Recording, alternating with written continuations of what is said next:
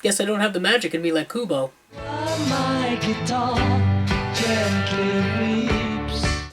Hello everyone, today I would like to talk to you about the animated film Kubo and the Two Strings, directed by Travis Knight and produced by Leica Entertainment.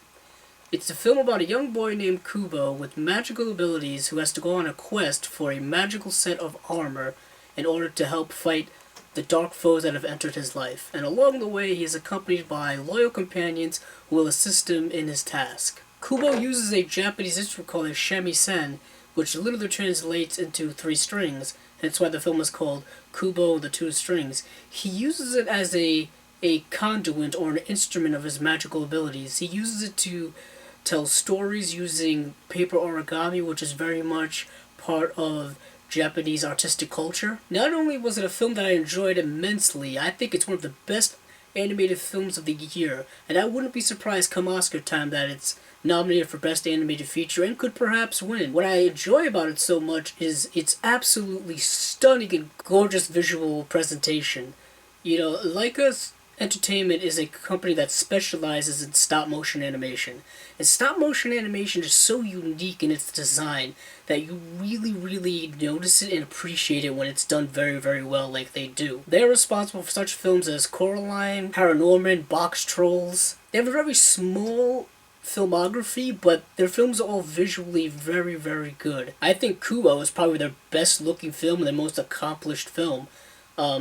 Everything from the sound design to the every movement of the characters is just so perfectly well done. You know, in the ending credits, there is a production montage of just how much effort and time goes into making each one of these shots just so perfect. You know, combination of green screen and practical effects. It looks just gorgeous, gorgeous on the big screen. Now, I want to talk about the animation style a little bit more.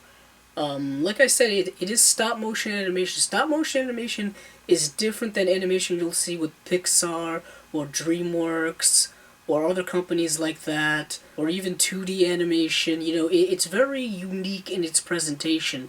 Almost unique enough to where people will notice it and perhaps not be into it because they're not used to it. So that's very much a reason why I don't think a lot of people are seeing the film. As much as I'm impressed with the visual filmmaking, and definitely I am, what I'm also impressed at is how simple and beautiful the story is. You know, it's about this one boy's journey of self-discovery, of connecting with his family, of having to overcome adversity, having to explore himself and really develop himself in a very mature way. So it's not a story that we haven't seen before in some form or another.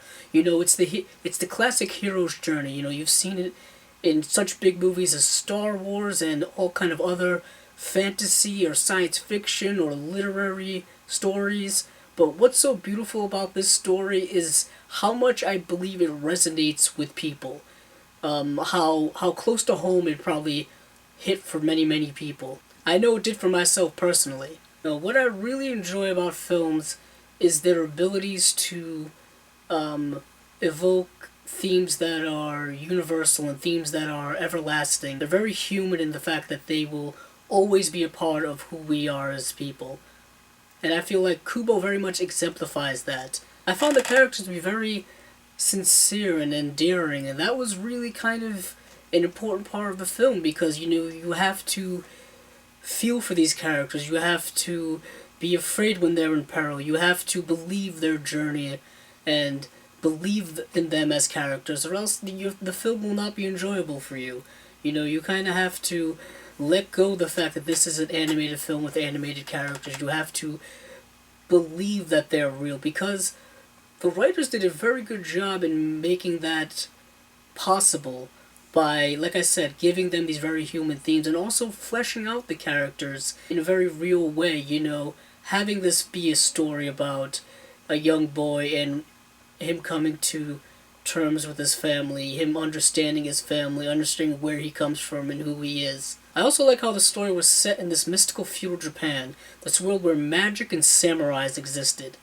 Also, I enjoyed how the story delved into Japanese culture and the belief in the spirit world, and that when they're when their loved ones pass away, they go on to morph into the spirit world, and they can contact them, and it's very comforting to them. That's a big part of the story, and that's a kind of a beautiful familial theme that the film very much enforces. Like I've said, the film is something I enjoyed very, very much. Its combination of visual prowess and solid storytelling that is very much timeless. It's going to be a film a lot of people are going to enjoy.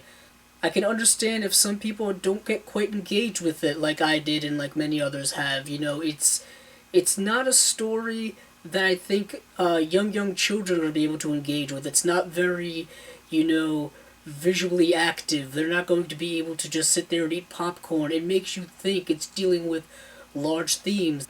So I wouldn't entirely recommend it for young children, maybe older children, maybe in the 8, 9, 10-year-old variety. But definitely I think adults will get a lot out of it too. Adults who are very much open to the depth that animated films have to offer. With that being said, I'm going to give this film a relatively high score. I'm going to give it a 4.5 out of 5. I think it's that good of a film. It's that well put together. It's that great. Everything I said in my review is just my opinion. You may differ, and that's fine. Film is very subjective, so anyone can have any opinion they want, and they are not necessarily wrong. But if you like this review, stick around because there are a lot more reviews like this to come.